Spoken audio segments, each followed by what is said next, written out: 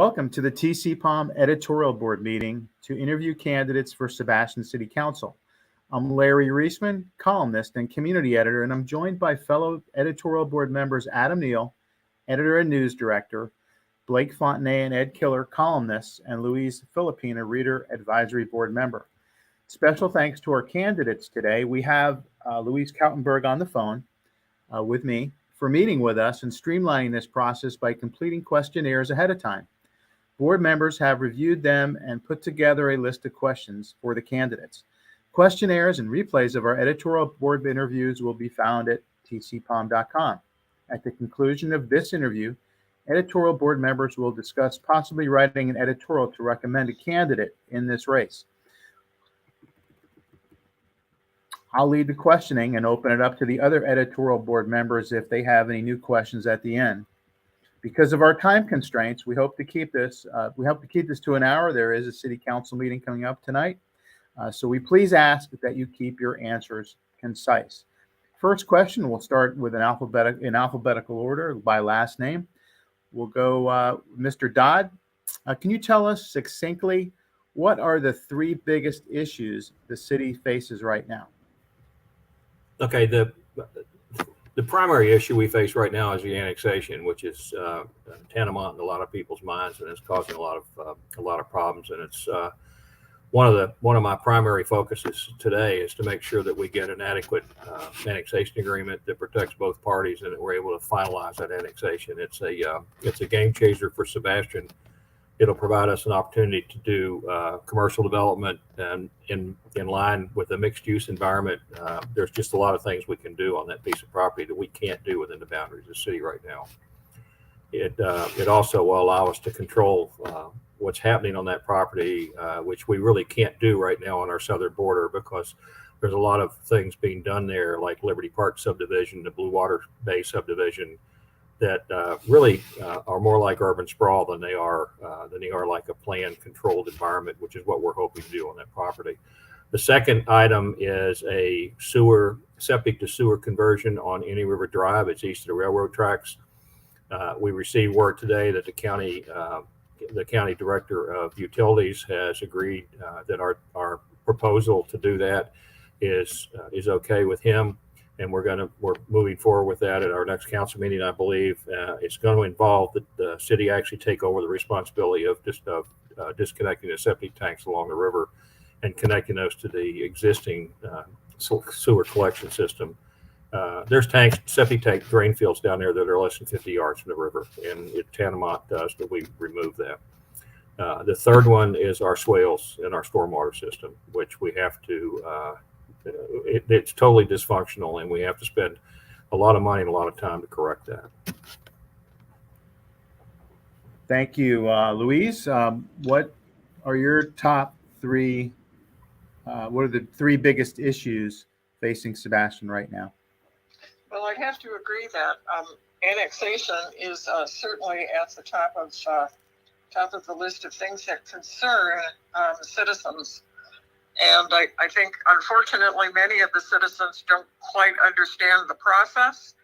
I'm confident that the process here is an excellent process, and I'm hoping that they will all get the answers they need and understand that annexation of its own is not a bad thing for the city. It is a good thing for the city because it's the only way the city can control anything that happens. The process is one that the city has no control over what happens to the property until it is annexed. After it is annexed, anything that gets constructed there comes under the control of the city and must go through the planning process. So that's definitely a number one consideration. I think that stormwater is a big issue. I'm glad that we now have a plan for managing stormwater, and I'm also confident that will work well. I think another issue that we have and doesn't get mentioned very often is retaining the good employees that the city has. I noticed that we have a lot of vacancies, and I'm thinking that we need to work on retaining, not just enticing people to come and work here, but then retaining them. I think that's very important. Thank Those you. are my three things. Thank you, Louise. Sherrie.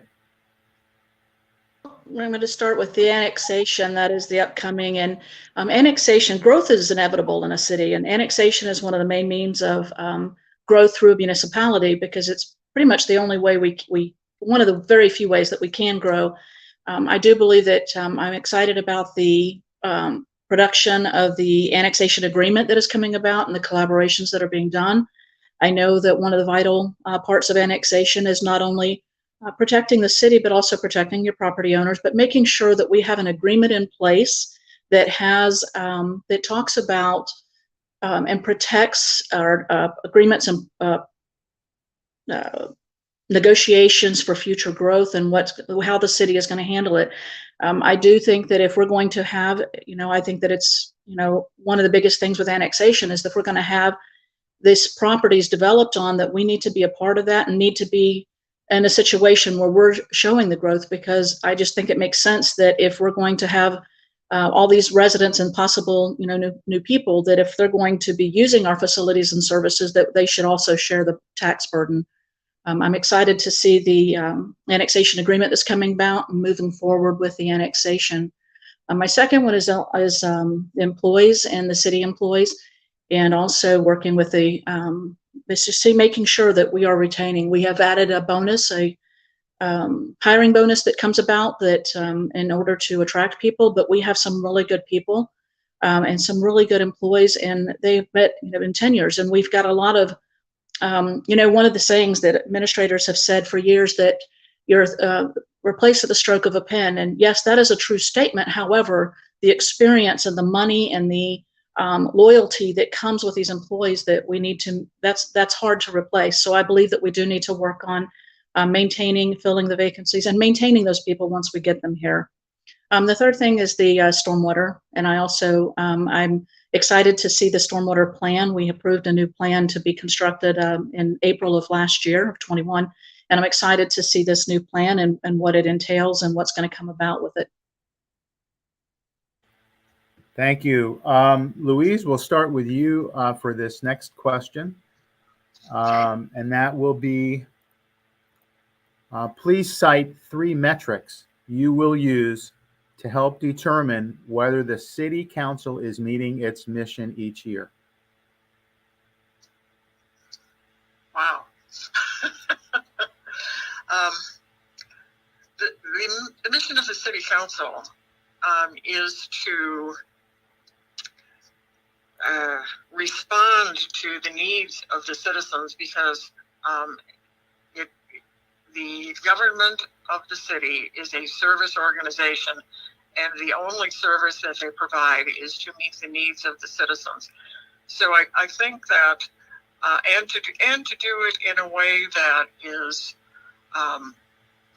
fiscally responsible and recognizes that while some things may be important to some people, every person who has an interest in their city feels that their interest is the most important one. So I think that responsiveness, lack of complaints, fiscal responsibility, to keep to the budget, those are the important things, and those are the metrics that I would measure, as well as meeting the goals set out. Citing lofty goals, whether they be in the ordinance area or anywhere else, and then putting it in a book on the shelf, it doesn't work. I'm all for don't create 8 ordinances that can't be enforced, and don't create lofty goals that are not achievable. So that's it for me. Thank you. Next, that same question will go to Sherrie. Thank you. That's a good question. I think one of the things is that in being a candidate and running, what this is a job application, and I'm asking the community, the constituents of Sebastian, to hire me. And so one of the biggest things is to listen to what the community wants. And I believe that as long as you're listening and they are feeling valued and respected and doing the things that they expect us to do, regardless of whether they're participating or not, and that is to be fair and respectful to them. That's one of my main things, is valuing the people and the constituents that have entrusted you to be their representative and their voice. I think another one of the things that I made notes as I was thinking and this is some of the projects that have sat idle. Maybe we can get into some of these and get some of these small little things cleared out. I know that there's some that have just kind of, they keep getting pushed aside, but just some of these smaller issues, but kind of get a clean slate. And so that we can work on these bigger projects that are going to come about and things that are going to happen. But I believe my biggest concern is serving at the will of the people and remembering how I got here, how I got to be on the city council, should I be elected into there, and to be their voice. Thank you, Ed. Please cite 3 metrics you will use to help determine whether the city council is meeting its mission each year. The first and probably the most important of those within the framework of the city council is the ad valorem tax rate. We've had this year is going to be an exception, but we've had great success the last 7 years in either going at rollback or just slightly above rollback. I believe 1 year we did that. It's an interesting statistic I saw the other night that the last 17 years, our city has grown dramatically, and our ad valorem tax rate has consistently been each year below the previous year's tax rate. That means that we're growing the city based on revenue from new residents, new construction. That's a great indicator that new construction doesn't really destroy your city financially. The second of those is and the city council doesn't actually direct the staff, so it's really difficult. But the second of those is to make sure that we, through the budgeting process, that we consistently lobby for and get the staff that's needed, the new staff that are needed, in order to meet the expectation levels of the citizens. I'm talking about people in building departments, stormwater departments, and so forth. And then we are in the process of, and it's very early stages of developing a new strategic plan for the city. And the next step is for the council to actually develop strategic goals. And once those are done, then I think it would be a reasonable expectation to judge the council on whether those strategic goals are being met, and what the impact of those goals are on the city itself. Thank you. We'll go to Sherrie for this question. Start the next round. As the city prepares to talk about density on almost 2,000 acres of annexed land, how much growth in terms of people are you willing to accept?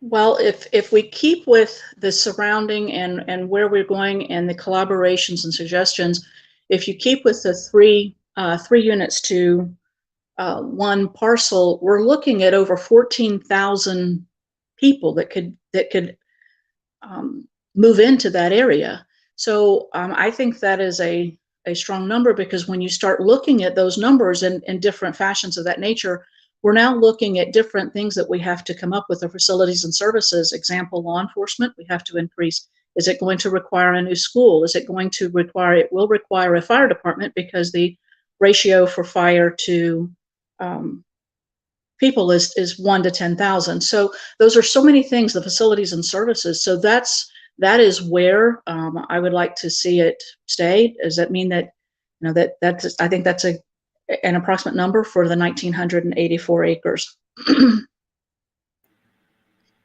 Thank you. Ed? Density is a real, same question. Density is a real funny topic, because we all talk about wanting things like affordable housing and wanting attainable housing, and there's really a difference between those things. But the only way you're going to get that in a place like Florida is smaller lots, smaller houses, higher densities. So if we want to build, for example, on part of that new annex land, some attainable and or affordable housing, then the density in that area is going to have to be greater than 2 units per acre or 3 units per acre in order to meet that goal.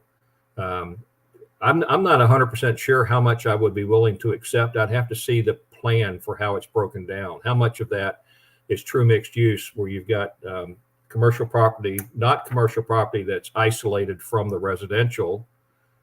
For example, it won't do any good to have a strip of commercial property on 510 and then have all residential behind it in a mixture of closed off gated subdivisions and non-gated subdivisions. That's urban sprawl by definition. That's exactly what's being built right now south of Sebastian. But I'd have to take a really strong look on how it's being put together before I know about density. We have a requirement in Sebastian that approximately 50% of that land has to be open space. So right off the bat, we're cutting out 50% of that land that can be built on. And then as far as the rest of it's concerned, it really depends on the type of construction that's going to be done there and what's going to be done there and what the density would be. It's not going to be 10 units per acre. It's not going to be 7 units per acre. It's going to be something much less than that, but I don't know. I wouldn't want to commit today on what that is without seeing the construction plans or the development plans for it. Thank you. We'll go to Louise, who's on the phone here. With that question, you want me to repeat it, Louise, or do you have it? Okay. I've got it firmly in mind, and I agree that the answer to the question of density is not a simple answer. There isn't one particular answer to it. What we are in need of in the city, as well as having control over what happens there, we have some needs in the city that we're not able to meet with the amount of land that we currently have available. And some of those needs are for a diverse housing or shelter product. We need, not just like, but we need some smaller houses. We need some bigger houses. We need some multi-family structures.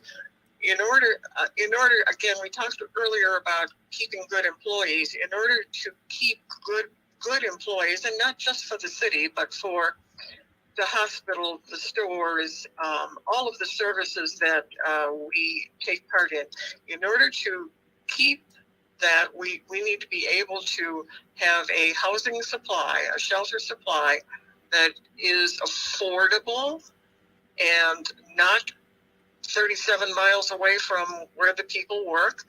And I think that this property, because of its size, will give us the ability to have a diverse housing structures, but also to provide for the infrastructure that every development that comes along will be required to provide, as it always has been, provide for the infrastructure that is necessary to support the build out that's happening.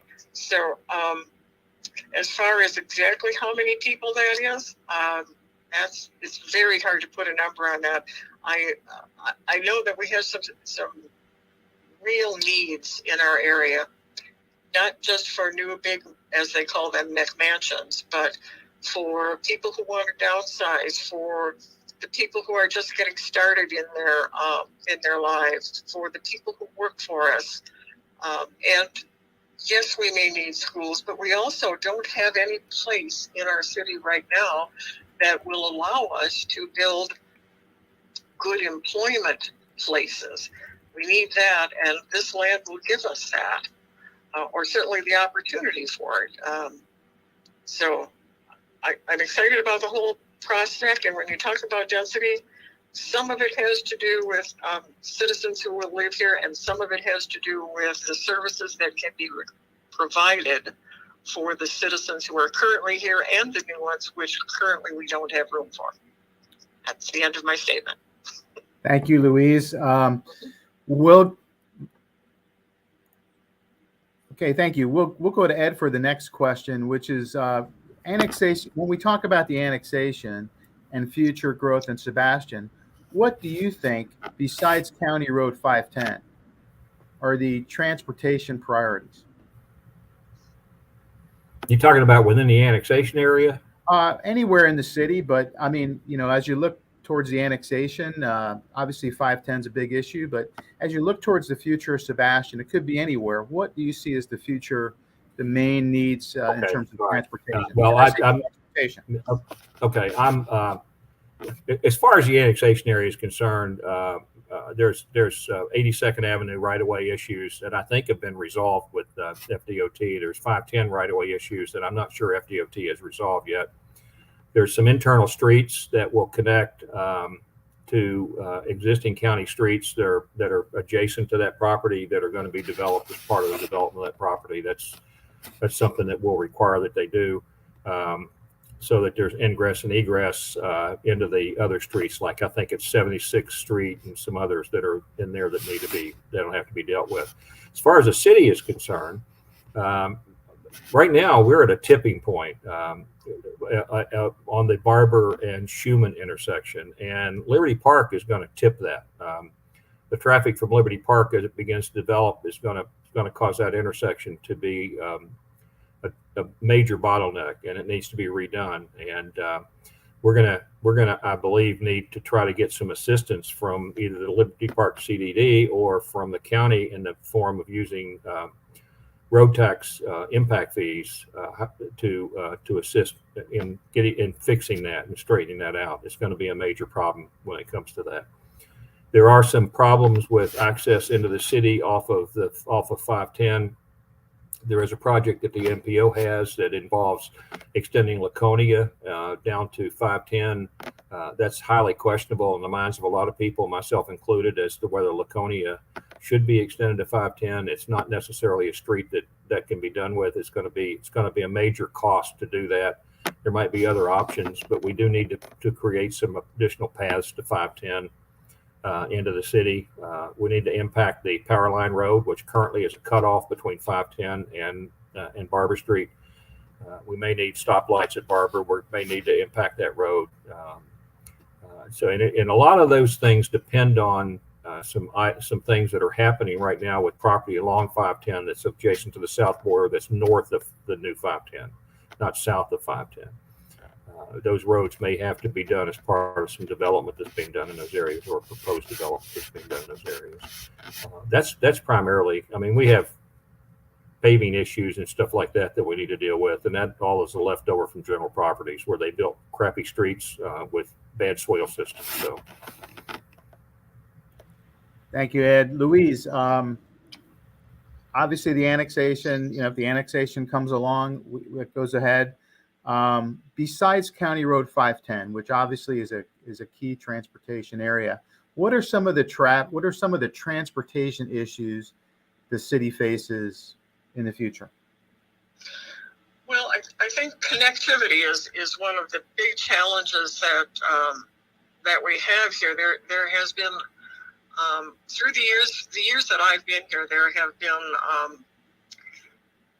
efforts put forth, and I unfortunately I know nobody wants to have a thoroughfare running through their neighborhood, but I think there have been some mistakes that were made, and that was cutting off some of the possibility for future expansion of roads. I would call that short-sighted. Whenever you think that the world ends at your doorstep and that you'll never want to go beyond a certain point, in my life, it's always proven to be wrong. We need to be very careful with any future development. As Ed mentioned, we're pretty much at the tipping point in a lot of areas in the city. Barber Street is a really good example of it. And I think we need to make sure that people can move efficiently. Connectivity is part of it. I would like to say that some public transportation would be helpful, but I've been an American long enough to know that most Americans want their own vehicles. They don't want to ride on a bus. They don't want that sort of service at this point in time, although this may come at some time in the future. So I think we also need to provide with, as we will with every new subdivision, have walking paths and sidewalks, which were not required. And as Ed mentioned, general development laid out a play city, not a city that could be really functional. And we've been fixing it for years and years and years. We will continue to do that. But as we move forward, we need to be a little smarter with looking toward the future and what might be needed down the path a ways. So I guess I've said enough about transportation needs. Thank you, Louise. We'll go to Sherrie for the answer for that question. Well, I think that there's a lot of things that have happened, that we're going to have through the annexation. You're going to have 82nd Avenue that's going to run through that parcel. 510 is looking to be expanded. They're looking to start over by the high school area in the 22 or the 23-24 timeframe is what they're looking. That's going to reroute traffic. Also, one of the bigger ones is the 66th Avenue and coming up in the roundabouts and things that they're looking at there. And whenever anything happens, just like recently with the closing of the railroad tracks in different areas throughout as we're now looking throughout the county, but that it impacted the traffic flow dramatically throughout the city and throughout the county, actually. So there's things that we're going to have to take into consideration. We do need to look at. We're going to need to look at the different ways that's going to cause an impact. It depends on, as we always kind of joke in Indian River County, that when they start one thing, they start a multitude of projects and roads. So, these are going to be areas that are going to need to be addressed. There are areas in the city that need to be looked at. Laconia is one of them, the Barbara Schumann, and also there's a couple of areas over by the new subdivisions going up the Spirit of Sebastian that they need to address some of those areas as well. And then, of course, the sidewalks, any other modes of transportation other than cars that we need to look at, and then we do have to keep those as their safe community, to keep the sidewalks to where we're in good shape, that they can be utilized, on our bike paths and those things that can be utilized as well. Thanks, Sherrie. We'll start with Louise on this next question, which is, several groups have asked the city to hire an environmental consultant to look at the proposed annexation. Do you see a need for such a consultant?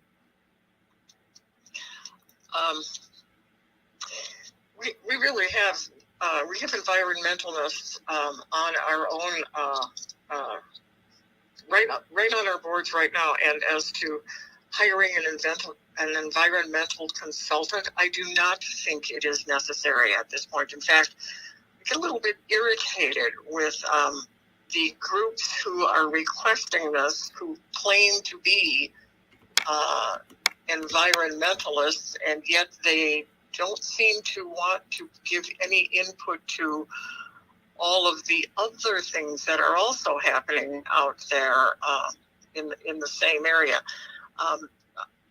I've served a long time, almost 12 years on planning and zoning. I know that every single development that comes in deals with environmental concerns in a very proactive way. The people who sit on those committees and our environmental committee within the city and Parks and Rec are very intelligent people who put a lot of thought into what they're doing. They have the knowledge, and any knowledge lacking, they have wonderful access to resources that provide it. So no, I don't think it's necessary in this case. I hate to use the terminology, but this project is not so big that we can't handle it with the talent that we already have available to us. Thank you. Sherrie, can you answer that question? Do we need an environmental consultant? Well, I'm all about collaboration. I'm all about sitting at the round table and listening to everyone. It's part of the way that I do, and when I educate myself, and we sit, you know, and when we sit and listen to other people, there's ideas and things that come up. It's not when we're looking at hiring other people to bring in, it's not because we don't have the skilled people. It's not because we don't have the knowledge. I know that we just recently hired brought in an attorney, another attorney for that is his expertise is land use. It doesn't mean that our city attorney was not doing a great job in putting forward this. It meant that we had another set of eyes and ears to offer.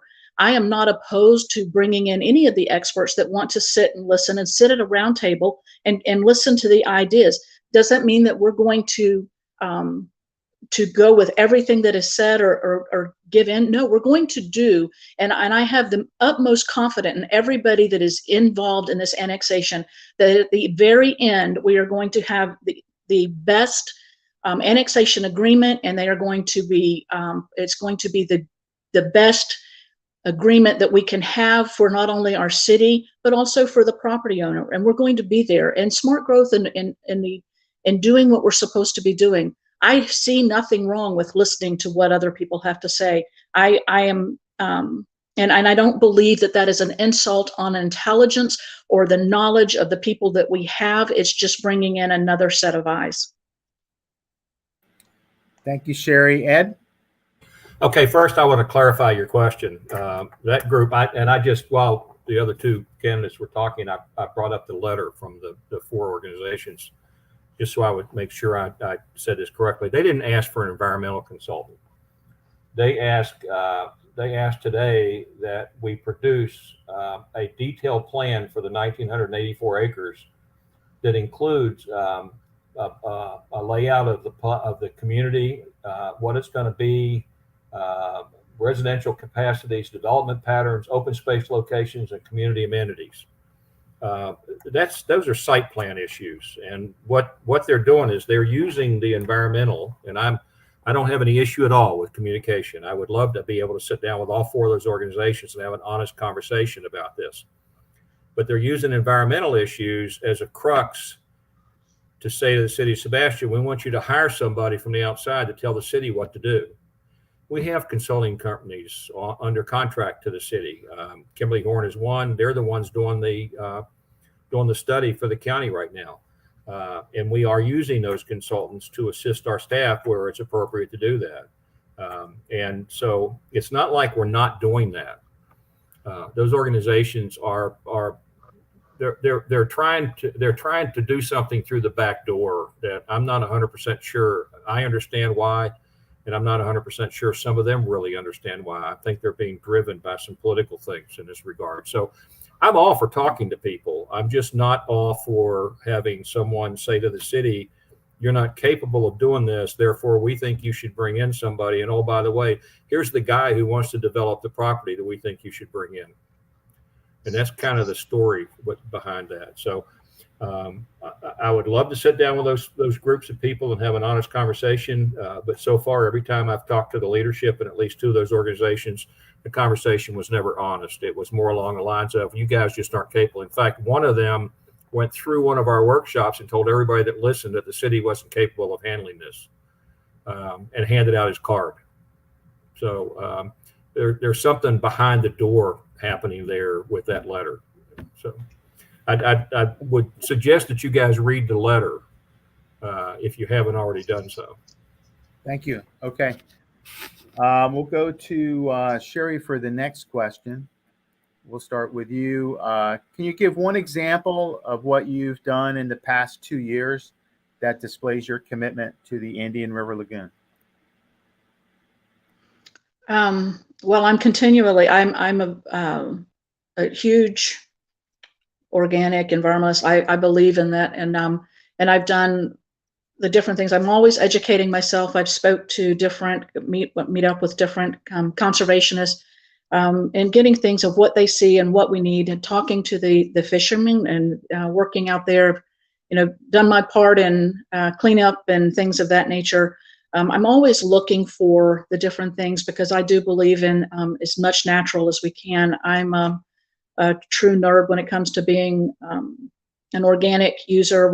I don't do anything that's stronger than Dawn dishwashing liquid or white vinegar, to be honest with you. And it's one of those things that's environmental. It's a passion, because this is what our community is known for, is our waterfront growth, and our water system. It's what makes our town the town that it is, and I want it to be there for not only my children, but my grandchildren and their children in the future. Thank you. Ed?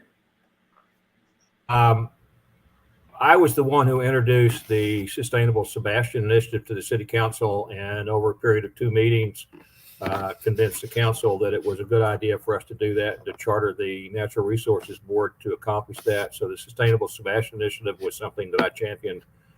I also introduced to the City Council the development of a pest management plan, and worked with the city manager on the committee, on helping set up the committee on that. If you guys haven't seen the pest management plan document that was produced by our committee, it's being touted. We've actually had people from as far away as Oakland, California, ask for copies of that plan. It's that well put together. I also was the guy who proposed to the City Council for the first time, and received support from the council, on the city taking over the responsibility to do the septic to sewer conversion on the riverfront. We've been trying for years through incentive programs to get people to make that move. I think that sewer line's been down there for 5 years. We've been trying for 5 years to get that done through incentives, and we're just not being successful. So I proposed to the council and got agreement from them that we should basically take over that project. And that's what we're going to do. We're going to take it over and get those septic tanks removed.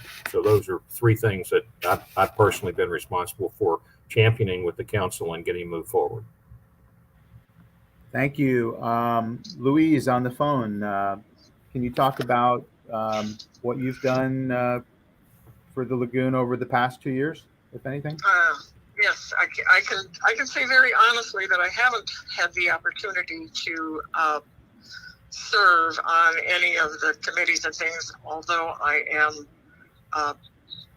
privately and in my lifestyle a promoter of conscientious uses of our natural resources, the Indian River Lagoon being one for sure. I am totally in favor of all of the things that the city has been doing, and the city has been doing a fabulous job of playing catch up.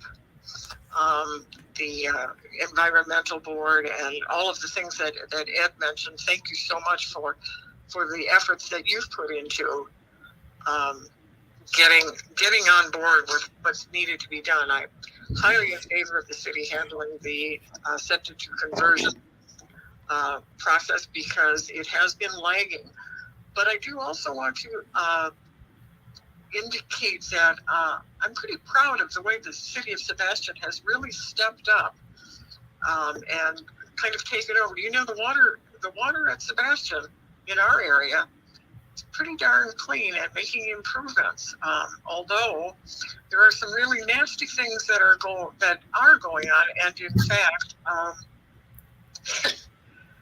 the state has some pretty loose rules of its own, in that they allow navigation in the navigation channels. They allow boats that are in travel to actually dump in the river. Hello, isn't that a great plan?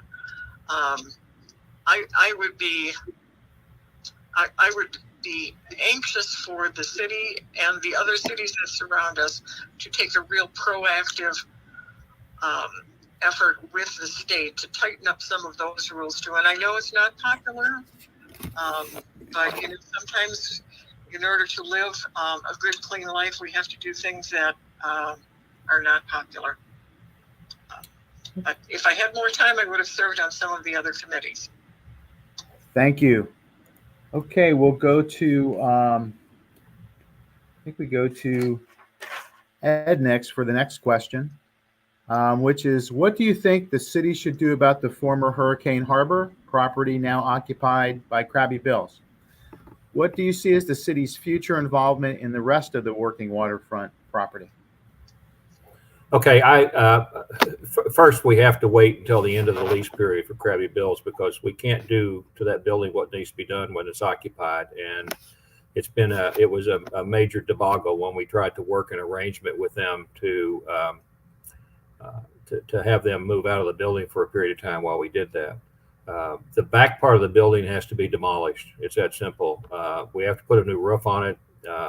When we actually get in there and get deeply into the front part of the building, I'm hoping that we can find that it's salvageable, and that we can hire a restoration architect to come in and design something that fits the overall concept of the working waterfront around the back part of the building on how we would rebuild that. But we're going to have to rebuild that, and we may end up having to rebuild the front. But I know that we can, using a restoration architect, I know that we can make the building very attractive. We can make it fit the ambiance that's there. We can do what we have to do and make it safe. We're committed to doing what we have to do to that building after March of 24, when the lease runs out and the Krabby Bills has to move out of there. We're also committed to the working waterfront. We're trying to work right now on salvaging the aqua businesses that are located on the property that's owned by Mr. Simpler, because they're going to be forced to move out of that property if it's sold. So we're working to try to salvage those businesses. We're working on trying to come up with ways to extend the docks at the working waterfront so we can bring it there. We have additional fishermen that want to bring boats in there. So we're committed to that whole project, and I think that we'll make it work, but it's going to require that that building be redone. Thank you. Louise? Again, I'm in agreement that the city has a responsibility. The city owns that structure. It is under lease. The city must meet its obligations under the lease. The tenant should also meet their obligations under the lease. But the city's biggest responsibility is to maintain and create a safe space and a safe structure for the public use. When we obtained that property, we obtained it through some grants. We had some significant grants, and as everybody knows, grants are not free money. They come with responsibilities and specific things that the city is required to do. There's the opportunity to I know for certain that we cannot save that whole building. We might be able to save parts of it, but I do think that the working waterfront is an important draw, and I think that working with a restoration architect is probably what will happen in the future, and I'm in favor of that. Of course, it needs to be fiscally responsible, done in a fiscally responsible way as well. Thank you. Okay, we'll go to Sherrie with that question.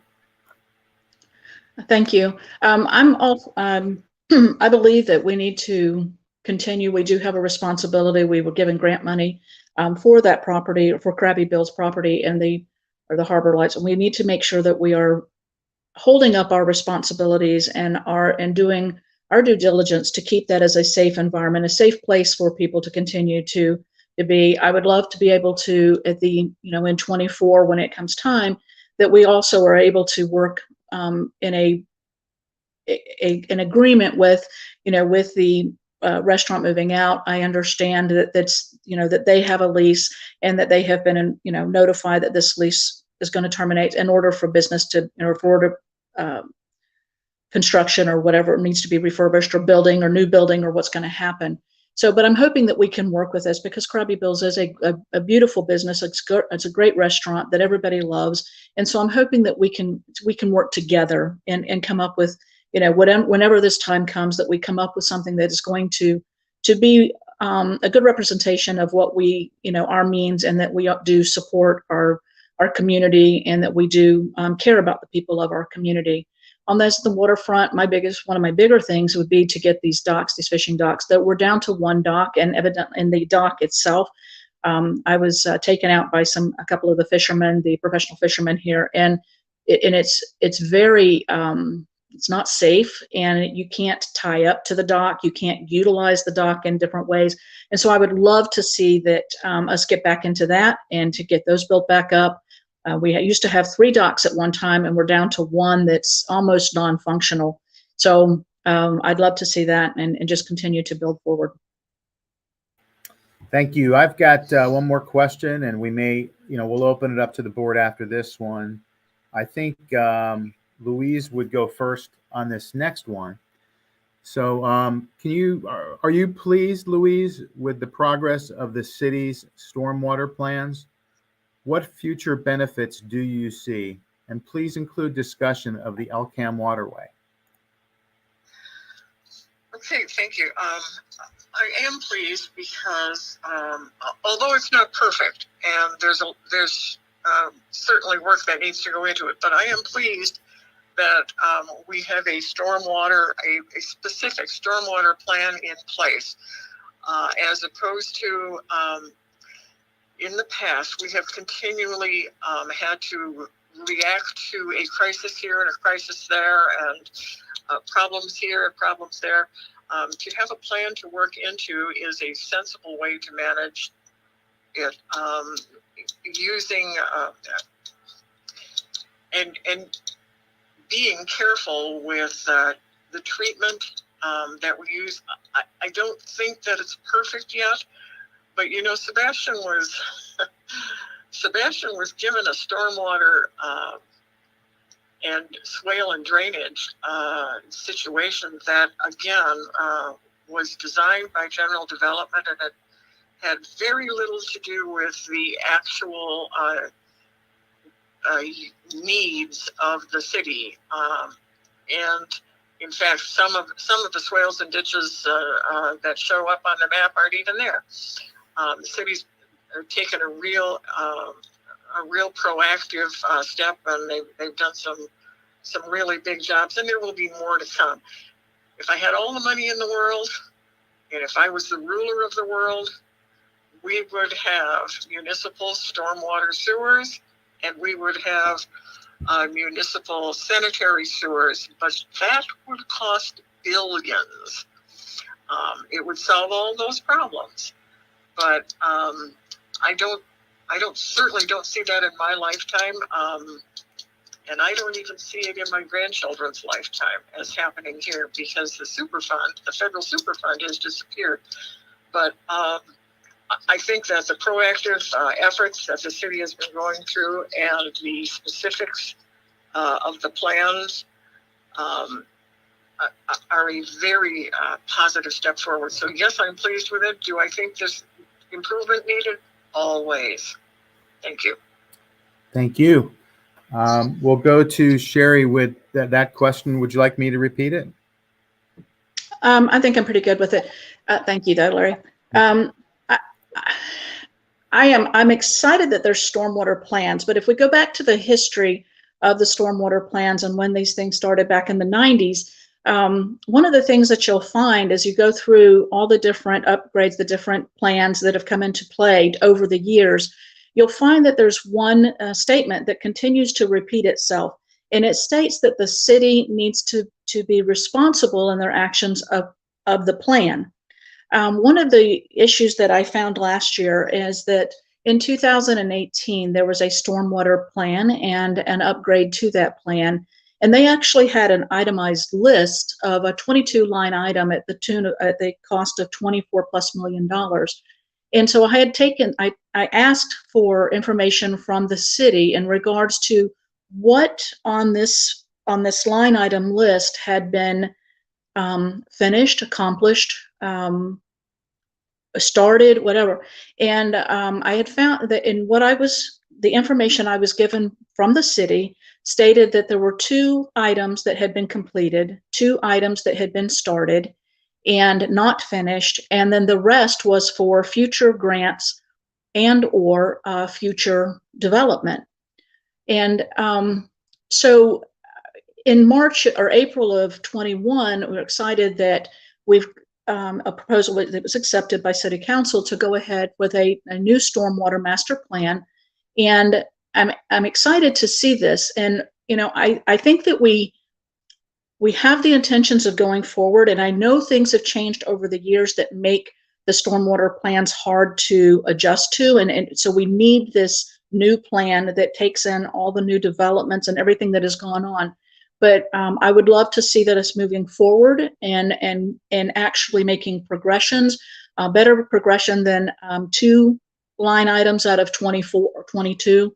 And moving forward and getting some things accomplished with these plans and with this master plan. I am anxious to see that it move forward.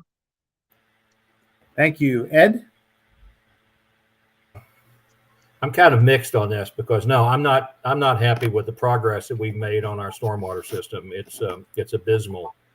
The stormwater master plan that was approved in 21 by the city council is not truly a stormwater master plan. What we found was that there were no real elevation definitions, and no one actually knew. We got into one stretch of 700 feet of a canal, for example, and we found that after trying to come up with a way to get the water to move from one end to the other, we're going to have to pipe the whole thing because there was just no way that they could make that ditch work within the framework of what it's in. And that was a lot of that had to do with there's never been any definition of the elevations in the city. No one's actually known how do you get water to go from point A to point B via gravity, and at what point between point A and point B will it stop because of gravity, and do we have to put in some type of a stormwater lift system? The whole city is made up of bowls. All of Florida is made up of bowls. And there are many of those within the city where there's high points and low points. Those low points are never going to drain. Those are the streets that are always underwater when we have a big rain. And no one actually knew what the elevation structures were. What this plan, the first stage of this plan is, and what is supposed to be done relatively soon, is the elevation points throughout the city for the entire city maintained stormwater system, not the swales, but the city maintained canals and so forth. This will allow us to do what we need to do to clean out the canals, the Elkham Canal being one. We're going to have to dredge that canal. We're going to have to rebuild those the seawalls. I shouldn't call them a seawall, the canal walls. We're going to have to rebuild the canal walls that are failing along that canal. And we're going to have to do that through some form of a city expense. We cannot expect the homeowners along that canal to pay for that just because General Properties hired some lousy civil engineers when they laid out lots. And so we're going to have to make that happen. And that is 2015 was the study that actually estimated that. And they estimated in 2015 that it was going to cost us $22 million to rebuild that canal, rebuild those walls. And it's probably going to cost more than that today to do that project. But I think there's grant money out there we can get for that. The issue I'm not comfortable with is that this does not address the swales. And like any water flow issue, the swales are the beginning point of that. You have to get water off the streets into the ditches and into the canals, but you have to do that through a swale system. And we're not addressing the swales in this first round of this plan. And we have to address those swales. And that's going to have to be a follow-on system to do that. That's it. Thank you. I'm going to open it up to anybody else that had a question come up. You've got a question that we haven't talked about earlier? Anybody else? Blake? No? Okay. Ed? Okay. Adam? All right. So I think we're at the point. It's a little after 5. I know you've got other places to be. So is there something that we missed? Is there something you'd like to tell us or tell voters? You've got a minute or two to go ahead and do that, and we'll start with Sherrie. I want to thank you all for being here and for taking up your time to actually vet the candidates running for city council. I would just want to say I'm running for an open seat. I may be new to the dais, but I'm not new to city business. I understand the issues that we face and continue to embed myself in the ongoing business of the city by attending city council meetings and committee meetings and in educating myself on agenda items and also asking those tough questions. I love our community and I will work hard and to keep the status of one of the top 10 safest cities to live in Florida. I'm a strong supporter of law enforcement and the city employees and excuse me, and I'm honored to be endorsed by community leader, retired police chief Michelle Morris. I'm the candidate with the knowledge and experience that our community needs as their city council member to continue to move our city in a forward, positive direction. I believe in a safe community and will promote the quality of life we have come to expect. I support small growth and will be a strong voice in maintaining Sebastian's beauty as we continue to grow. And I also will stand true to the fiscal responsibility of working hard to keep our taxes lower and to stay within our budget. I will work hard. I've been committed since 2020 when I first ran, and that commitment has never wavered. I will work hard for the constituents and for this community, and I can hit the day running, or hit it running the first day. I would be honored to have constituents or the voters community of Sebastian's vote on November 8th, and I ask you to vote Sherrie Matthews. Thank you for your time, gentlemen and lady. Thank you. Ed. Okay, I guess the simplest way to say this is, as I've been involved in the city's business for approximately 18 years now. The past 6 on the council, and the time before that was on either the Planning and Zoning Commission, the Charter Review Committee, or the Code Enforcement Board. I've showed, I think, that I have the leadership capability. I made it through 2019 and early 2020 without killing anybody, and I was able to. I think I was able to run the meetings as well as they could be run given that period of time. And I have a strong commitment to the city. I have a strong commitment to the county. There are things that I'd like to see completed that I was involved in starting. That's actually the reason I'm running is I haven't seen the septic to sewer conversion process. We're starting conversations with the county about a septic to sewer conversion process for the entire Sebastian Highlands. I'd like to see that move forward. That's going to be I'll be long gone and in heaven or wherever I go before that finishes, but I'd like to see it. I'd like to see it at least get started. The Sustainable Sebastian Initiative is very important to me, and I think that COVID slowed that down, but they're getting ready to kick that off a lot stronger. So I'm running to try to finish some of the things that I was involved in starting. And I would appreciate your vote. And I commit myself to doing what I can do to help the city. Thank you, Ed. Louise, anything that we didn't talk about or things you'd like us to know or anything you'd like the voters to know?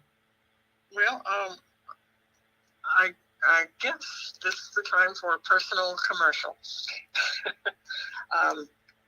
When I moved to Sebastian about 27 years ago, it was not by accident. I came here intentionally. I'm kind of a nerd. I did some research, and I felt that I had discovered the place that would be appropriate for me to spend the rest of my life. Over the past 27 years, I have been able to determine that that was not a mistake. And just like anything else in life, although it is not perfect, I've kind of thrown myself in to help make it as good as it can be. I've served on just about every committee available. I've spent more than 10 years on planning and zoning, 2 years as chair. I've served on what used to be a separate committee, the Board of Adjustment. That's now handled by the council. I've served on a Charter Review Committee 4 different terms, 2 of those as chair. I served on the CRA board. That's now also handled by the council. Parks and Rec, I've been a member and a chair. I served for 16 years on the Sebastian Fine Arts and Music Festival board, which is a charitable association, and still to this day produces one of the nicest features for the citizens of Sebastian and others to come and visit our city and enjoy a couple of days out on the river, viewing the creations by local artists and artists from afar. This is my home. My desire is to serve the public. And that's not new for me either, because before I got here, I spent many years serving the public where I came from, including working with National Housing Services, which is I was on the board of the local board of the National Housing Services, which is an organization that, if you don't know about it, helps cities to revitalize areas. I learned a lot through that, and I liked it. And I would like to continue serving the citizens of the city. There's some real important things coming up. I feel that I have the experience and the knowledge to step in and move forward without a lengthy learning period. And I would appreciate the vote of the citizens. Thank you. Thank you very much, and thank you to each of our candidates. Ms. Kautenburg, thank you for bearing with us online while the technology didn't work today. But I appreciate you all taking the time. I know how difficult it is to run. I know you're very busy. So again, thank you very much. And for the audience out there, you can look at for the rest of our interview series on TCPalm.com to learn all about the rest of the election stuff as well. And to the rest, again, Ed, Sherrie, and Louise, good luck on the campaign trail, and we hope to see you soon. Thank you, you. sir.